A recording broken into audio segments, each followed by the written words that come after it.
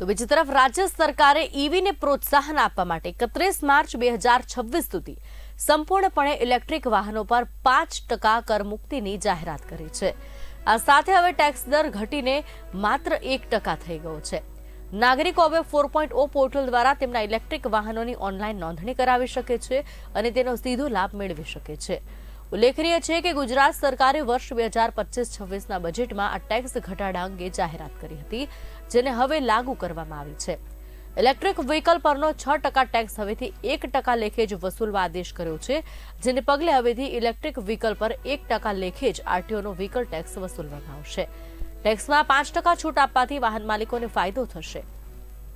Car માલિકોને 30,000થી લઈ 1 લાખ સુધીનો ફાયદો થશે।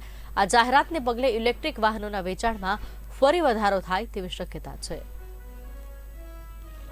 પટેલના માર્ગદર્શનમાં ગુજરાત સરકારે ઈ મોબિલિટીને પ્રોત્સાહન આપવા માટે આ વર્ષે એક ખાસ જાહેરાત કરવામાં આવી છે।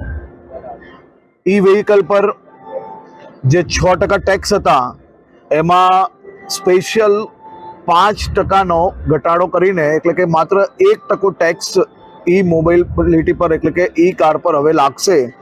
રાજ્ય સરકાર દ્વારા ગ્રીન ઈ મોબિલિટી તરફ વધુમાં વધુ ભાર મૂકતા હવે પછી આ ઈ કાર લેનાર ગ્રાહકોને સીધી કાર 5% સસ્તી પડે તે માટે રાજ્ય સરકાર દ્વારા આ નિર્ણય લેવામાં આવ્યો છે। મુખ્યમંત્રીશ્રીના નિર્ણયને આજથી જ લાગુ પાડી લેવામાં આવ્યો છે, જેના માધ્યમથી આવનારા દિવસોમાં હજારો લોકોને ખૂબ મોટો ફાયદો ઈ કાર ખરીદવામાં થશે।